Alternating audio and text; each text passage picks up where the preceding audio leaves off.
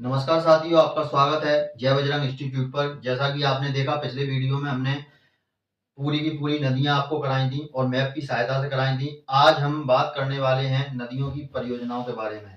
तो आपको जिस तरीके से मैंने सिनॉप्सिस बोर्ड पर लिखे हैं उसी तरीके से आपको अपने नोट्स में कवर करना है और एक भी क्वेश्चन यहाँ से बाहर नहीं जाएगा। एमपी का कोई भी एग्जाम होगा उसमें आपको कहीं से भी कोई दिक्कत नहीं आएगी और कोई भी बुक आपको उठाने की जरूरत नहीं पड़ेगी, क्योंकि जो जरूरी फैक्ट है वही मैंने यहाँ पर कवर किए हैं। चलिए चलते हैं परियोजनाओं पर। तो मध्य प्रदेश की परियोजना, सबसे पहले हम बात करेंगे नर्मदा घाटी परियोजनाओं की। तो सबसे पहली परियोजना है सरदार सरोवर परियोजना। सरदार सरोवर परियोजना, इसका जो शिलान्यास है यानी कि इसकी जो नींव है वो है 5 अप्रैल 1961 को जवाहरलाल नेहरू के द्वारा रखी गई थी। विद्युत उत्पादन क्षमता की यदि बात करें तो 14.5 मेगावाट इसकी विद्युत उत्पादन क्षमता है। और नर्मदा का सबसे बड़ा बांध कौन सा है? इंदिरा सरोवर, यानी कि कौन सा तुम्हारा सरदार सरोवर परियोजना बांध कौन सा है? नर्मदा का सबसे बड़ा बांध है। और यह 4 राज्यों की संयुक्त परियोजना है। कौन कौन सी? मध्य प्रदेश, महाराष्ट्र, गुजरात और राजस्थान। इसमें अगर मध्य प्रदेश की हिस्सेदारी की बात करें तो 57% हिस्सा मध्य प्रदेश का है, महाराष्ट्र का 27% हिस्सा है। गुजरात को पानी दिया जाता है, इसलिए इसको गुजरात की जीवन रेखा भी कहा जाता है। और राजस्थान, तो यहाँ पर देख लेते हैं गुजरात को कितना मिल रहा है? 16%, मध्य प्रदेश को 57% और 27% किसको मिल रहा है? महाराष्ट्र का। टोटल कितना परसेंट होता है? 100%। तो इन तीनों को जोड़ने के बाद राजस्थान का परसेंटेज आपको निकालकर अपने नोट्स में खुद लिखना है। इसके बाद ऊंचाई की यदि बात करें तो 138.68 मीटर इसकी ऊंचाई है। और कैपेसिटी की बात करें तो इसमें 163 लीटर वाटर आता है, यानी कि पानी की क्षमता कितनी है? 163 लीटर है। उद्घाटन की बात करें तो इसका उद्घाटन 17 सितंबर 2017 को प्रधानमंत्री नरेंद्र मोदी द्वारा किया गया था। दूसरी परियोजना की बात कर लेते हैं, इंदिरा सागर परियोजना। इंदिरा सागर परियोजना की अगर शिलान्यास यानी कि नींव की बात रखें तो किसने रखी? इंदिरा गांधी ने रखी। 23 अक्टूबर 1984 को रखी गई थी। इसकी विद्युत उत्पादन क्षमता की बात करें तो 1000 मेगावाट है। मध्य प्रदेश की सबसे बड़ी जल विद्युत परियोजना कौन सी है? इंदिरा सागर परियोजना है। और नया नाम इसका अगर हम बात करें तो पुनासा बांध कहकर भी इसको पुकारते हो। कब से? 1992 से। और ये कहां पर पड़ता है तुम्हारा इंदिरा सागर परियोजना? खंडवा में। मध्य प्रदेश का सबसे ऊंचा बांध भी यही है। मध्य प्रदेश में इसका संचालन कौन कर रहा है? तो इसका संचालन जल विद्युत विकास निगम और मध्य प्रदेश सरकार द्वारा इसका संचालन किया जाता है। इसकी उत्पादन क्षमता की यदि बात करें तो यहाँ पर 1000 मेगावाट की उत्पादन क्षमता तो होती ही है, साथ में 125 मेगावाट की 8 टरबाइन लगाई गई हैं जिनके द्वारा बिजली का उत्पादन किया जाता है। इसके बाद बात कर लेते हैं अगली परियोजना की, कौन सी है? ओमकारेश्वर परियोजना। ये कहां पर है? खंडवा में है, मानदाता ग्राम में है। यहाँ पर पहला तैरता हुआ सोलर प्लांट लगाया गया है जो हवा में तैरता हुआ प्रतीत होता है। इसकी उत्पादन क्षमता बात कर रहे हैं, विद्युत उत्पादन क्षमता कितनी है? 520 मेगावाट इसकी उत्पादन क्षमता है।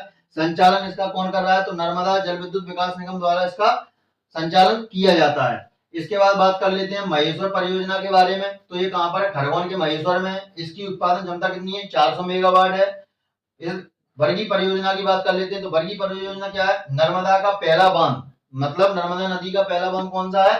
तो वर्गी परियोजना है। यह जबलपुर के बिजौरा नामक स्थान पर है। इसकी उत्पादन क्षमता 100 मेगावाट है। और अन्य नाम की बात करें तो रानी अवंतीबाई लोधी इसका अन्य नाम है। इसके बाद बात कर लेते हैं जोबट परियोजना की। तो यह अलीराजपुर और धार की सीमा पर उपस्थित परियोजना है और हथनी नदी पर पाई जाती है, जो कि नर्मदा नदी की सहायक नदी है। नर्मदा नदी की सहायक नदी कितनी थी? 41 थी, 22 और 19, जैसा कि मैंने आपको बताया था। अन्य नाम की बात करें तो इसका अन्य नाम चंद्रशेखर आजाद परियोजना है। चंद्रशेखर आजाद परियोजना, अगर हम बात करें थोड़ी चंद्रशेखर के बारे में जानकारी लें तो चंद्रशेखर का जन्म 23 जुलाई 1906 को हुआ था। शहीद 27 फरवरी 1931 को चंद्रशेखर आजाद पार्क में हुए थे। चंद्रशेखर आजाद पार्क का नाम पूर्व में क्या था? तो अल्फ्रेड पार्क इसका पूर्व में इसका नाम था। इसके बाद बात कर लेते हैं अन्य परियोजनाओं की, जिनमें कौन कौन सी? कोलार परियोजना, बारना परियोजना, मान परियोजना, सुक्ता परियोजना। और सुक्ता परियोजना को हम भगवंत सागर परियोजना के नाम से भी जानते हैं। तो ये तुम्हारी थी नर्मदा नदी की कुछ महत्वपूर्ण परियोजना है। इसके बाद हम करते हैं चंबल नदी की परियोजना। जब तक आप इसका स्क्रीनशॉट लीजिए, फिर आगे की परियोजना पर हम विस्तार से चर्चा करते हैं। अब देखिए, अब दूसरी परियोजना चंबल नदी परियोजना। तो चंबल नदी परियोजना क्या? पहली बहुउद्देशीय परियोजना है। प्रारंभ इसका 1953-1954 में हुआ था। मध्य प्रदेश और राजस्थान की संयुक्त परियोजना है। इसकी उत्पादन क्षमता की यदि बात करें तो 386 मेगावाट इसकी उत्पादन क्षमता है। 3 इस पर बांध बने हुए हैं। कौन कौन से? गांधी सागर बांध जो कि मंदसौर में है। मैंने आपको नदियां मैप द्वारा कराई थी और अच्छे से मैंने इनको आपको परिचित कराया था कि कैसे कहां पर बांध बनेंगे। राणा प्रताप सागर बांध, जवाहर सागर बांध। तो गांधी सागर बांध जो मंदसौर में, इसकी थोड़ी चर्चा कर लेते हैं। यह मध्य प्रदेश का पहला जल विद्युत केंद्र है। मध्य प्रदेश की पहली जल विद्युत परियोजना कौन सी है? गांधी सागर बांध मंदसौर।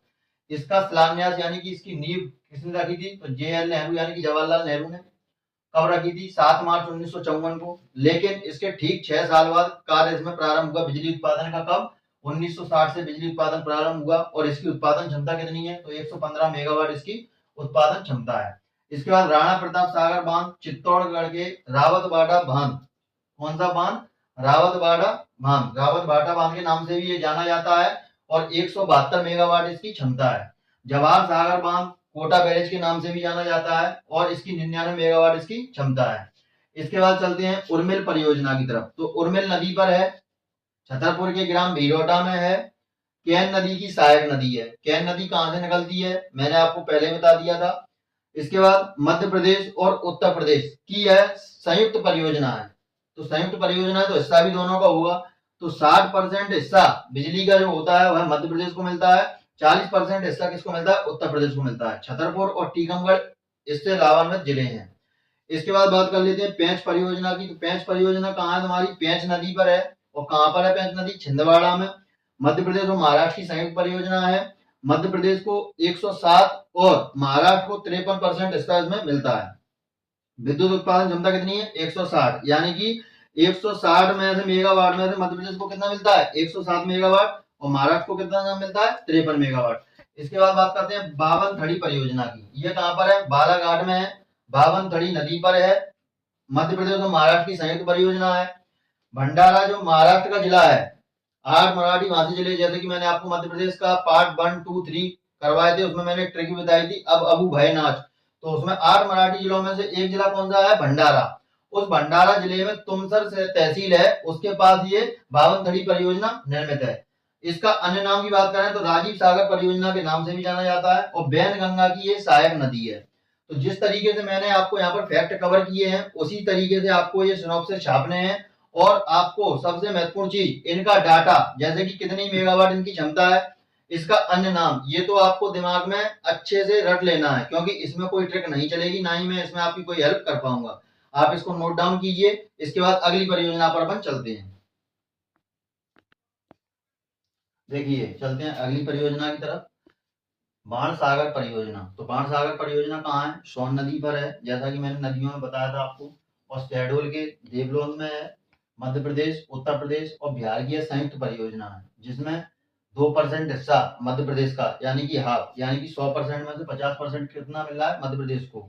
और 1% यानी कि उत्तर प्रदेश को 25% और बिहार को 25% मिल रहा है। क्षमता इसकी कितनी है? 425 मेगावाट है, यानी कि 425 मेगावाट उत्पादन क्षमता में से 50% हिस्सेदारी मध्य प्रदेश की है और उत्तर प्रदेश और बिहार की 25% हिस्सेदारी है। इसके बाद नर्मदा छिप्रा लिंक परियोजना। तो ये नर्मदा का पानी ओंकारेश्वर बांध में जाता है और कहाँ? छिप्रा नदी में जाता है। यानी कि नर्मदा और छिप्रा का मिलन कहाँ होता है? इंदौर के निकट एक उज्जैनी गांव है। इंदौर के निकट उज्जैनी गांव, ना कि उज्जैन जिला। इंदौर के निकट गांव कौन सा है? उज्जैनी गांव, जहां पर नर्मदा और छिप्रा का मिलन होता है। और वहीं पर कौन सी परियोजना है? नर्मदा छिप्रा लिंक परियोजना। इसका प्रारंभ 29 नवंबर 2012 को हुआ था और इसका उद्घाटन लोकार्पण 29 फरवरी 2014 को किया गया। इसके बाद बात कर लेते हैं मड़ी खेड़ा बांध की। जैसा कि मैंने बताया था कि सिंध नदी शिवपुरी में जाकर एक बांध बनाती है, मड़ी खेड़ा बांध, और इसको अटल सागर बांध के नाम से भी जाना जाता है। यह कहाँ है? सिंध नदी पर है। उत्पादन क्षमता कितनी है? 60 मेगावाट है। इसके बाद धौलावड़ बांध कहाँ है? तो धौलावड़ बांध का सबसे पहले अन्य नाम जानते हैं, क्या है? सरोज सरोवर बांध है। ये अन्य नाम जो है ना बहुत ही महत्वपूर्ण है। क्या है? अक्सर अन्य नाम ज्यादा पूछे जाते हैं। सैलाना तहसील के पास है। सैलाना तहसील कहाँ है? तो रतलाम जिले में है। तो रतलाम जिले में सैलाना तहसील के पास में ये धौलावड़ बांध निर्मित है। और कौन सी नदी पर है? झामन नदी पर है। और झामन नदी क्या है? माही नदी की सहायक नदी है। माही नदी कहाँ से निकलती है? धार जिले से निकलती है, सरदारपुर तहसील के मिंडा गांव से, जैसा कि मैंने नदियों में आपको बताया था।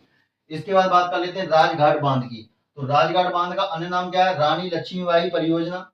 बेतवा नदी पर है। और बेतवा नदी कहां से निकलती है? रायसेन के कुमरा गांव से निकलती है, जैसा कि मैंने बताया था। यह मध्य प्रदेश और उत्तर प्रदेश की संयुक्त परियोजना है। जो राजघाट बांध है यह मध्य प्रदेश के अशोकनगर और उत्तर प्रदेश की ललितपुर जिले की सीमा पर बना हुआ है। यहाँ पर उत्पादन क्षमता इसकी कितनी है 15 मेगावाट, और 15 मेगावाट की 3 टरबाइन लगाई गई हैं जिससे बिजली का उत्पादन होता है। यानी कि टोटल अगर मेगावाट क्षमता की बात करें तो 15 तिया 45, यानी कि 45 मेगावाट इसकी उत्पादन क्षमता हो जाएगी। इसके बाद माता टीला बांध की हम बात करें तो माता टीला बांध मध्य प्रदेश और उत्तर प्रदेश की संयुक्त परियोजना है, ललितपुर जिले में है। और ललितपुर जिला कहाँ, यानी कि उत्तर प्रदेश में। मतलब तुम्हारी जो नदी है कौन सी नदी, बेतवा नदी। बेतवा नदी पर 2 बांध मैंने बताए थे, एक माता टीला और एक तुम्हारा राजघाट बांध, जैसा कि मैंने नदियों में आपको बताया था। तो दोनों बांध आपको ये बता दिए। इसके बाद तवा परियोजना कहाँ है, तवा नदी पर है। और होशंगाबाद में इटारसी तहसील के निकट रानीपुर गांव में ये परियोजना चल रही है। और इससे लाभान्वित कौन कौन है, नरसिंहपुर, होशंगाबाद और सीहोर, 3 जिले इससे लाभान्वित हैं। इसके बाद चिल्लर बांध की बात करें तो चिल्लर बांध शाजापुर में है। कहां पर है, शाजापुर में है, चिल्लर नदी पर है। माही परियोजना की बात करें तो माही नदी पर है। धार और झाबुआ इससे सिंचित होते हैं। और भांडेर परियोजना की बात करें तो दतिया, भिंड और ग्वालियर, ये 3 जिले से सिंचित होते हैं। आप इसको नोट डाउन कीजिए, आगे की परियोजना पर चलते हैं। अब देखिए ये है मौनपुर सिंचाई परियोजना, राजगढ़ जिले में नेवज नदी पर है। 23 जून 2018 में प्रधानमंत्री नरेंद्र मोदी द्वारा इसका शिलान्यास यानी कि नींव रखी गई थी। क्षमता इसकी कितनी है 1.34 लाख हेक्टेयर, यानी कि इतनी इसकी क्षमता है उत्पादन की। थावर परियोजना कहाँ है तो थावर नदी पर है। कहाँ पर है, मंडला में है। और मंडला में किस जगह है तो नैनपुर तहसील में झुल्लनपुर गांव में है ये। इसके बाद चोरल परियोजना चोरल नदी पर है। कहाँ है, इंदौर में है। और मध्य प्रदेश की पहली अंतर्घाटी परियोजना है। क्वेश्चन आता है कि मध्य प्रदेश की पहली अंतर्घाटी परियोजना कौन सी है तो चोरल परियोजना है। लाभान्वित इससे इंदौर होता है, और इंदौर के अंतर्गत महू आता है, वही भी इससे लाभान्वित होता है। बीला बांध परियोजना तो बीला नदी पर है। लाभान्वित सागर और छतरपुर होते हैं। इसके अलावा सागर में सूरजपुर मध्यम सिंचाई परियोजना है जो कि सिंचाई के लिए ही है, जिससे लाभान्वित सागर तुम्हारा लाभान्वित होता है। इसके बाद रेंगवा या नरगवा परियोजना, ये कहाँ है तो ये छतरपुर में है। और छतरपुर में किस जगह है तो बन्नेल नाला एक स्थान है जहां पर है। लाभान्वित मध्य प्रदेश और उत्तर प्रदेश की संयुक्त परियोजना है, और छतरपुर जिले में ये है। इसके बाद आपदा बांध तो आपदा बांध कहाँ है, ये सीप नदी पर है। श्योपुर में आपदा ग्राम के पास है। और श्योपुर में ही एक परियोजना आपकी और है, मुंजरी वृहद सिंचाई परियोजना।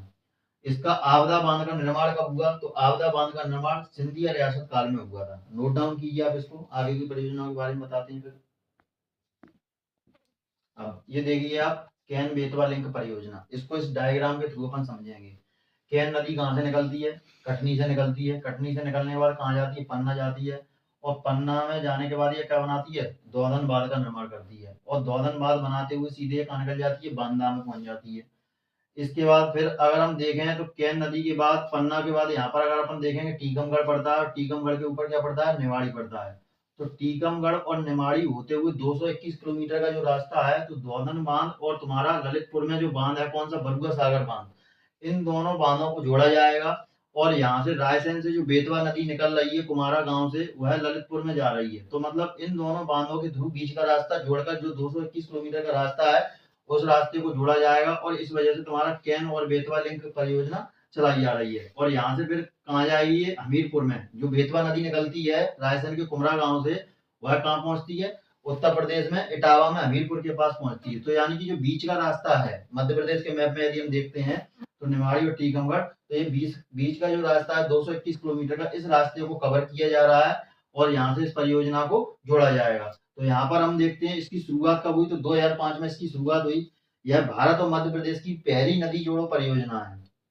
लंबाई 221 किलोमीटर है, जैसा कि मैंने आपको डायग्राम के थ्रू बताया। समझौता मध्य प्रदेश और उत्तर प्रदेश के बीच समझौता विश्व जल दिवस के दिन 22 मार्च 2021 को हुआ था। लाभान्वित जिले कौन कौन से, पन्ना, टीकमगढ़, निवाड़ी, छतरपुर, सागर, दमोह, दतिया, विदिशा, शिवपुरी और रायसेन। ये तो होगा मध्य प्रदेश में। उत्तर प्रदेश में कौन कौन से हैं, बांदा है, हमीरपुर है, ठीक है, ललितपुर है और झांसी है। ये जिले कहाँ है, उत्तर प्रदेश में, जो कि इससे लाभान्वित होंगे कैन बेतवा लिंक परियोजना से। इसके बाद विद्युत क्षमता की बात करें तो 72 मेगावाट इसकी क्षमता होगी। नया प्रस्ताव मतलब जो लागू हो जाएगी उसके बाद 103 मेगावाट इसकी क्षमता बढ़ा दी जाएगी। मध्य प्रदेश को सिंचाई के लिए 1834 क्यूबिक मिलियन लीटर पानी मिलेगा और उत्तर प्रदेश को 750 क्यूबिक मिलियन लीटर पानी मिलेगा। तो ये थी हमारी मध्य प्रदेश की कुछ परियोजनाएं जिनको मैंने बताया था। अब कुछ बांध रह गए हैं जो कौन कौन सी नदी बने, तो उनको मैं ट्रिक के थ्रू आपको अगले वीडियो में कराऊंगा। उम्मीद करता हूँ आपको आज का वीडियो पसंद आया होगा। यदि हमारा कंटेंट आपको अच्छा लगता है, हमारे सिनॉप्सिस नोट्स आपको अच्छे लगते हैं, तो कमेंट करके जरूर बताएं। मिलते हैं अगले वीडियो में, तब तक के लिए जय हिंद, जय भारत।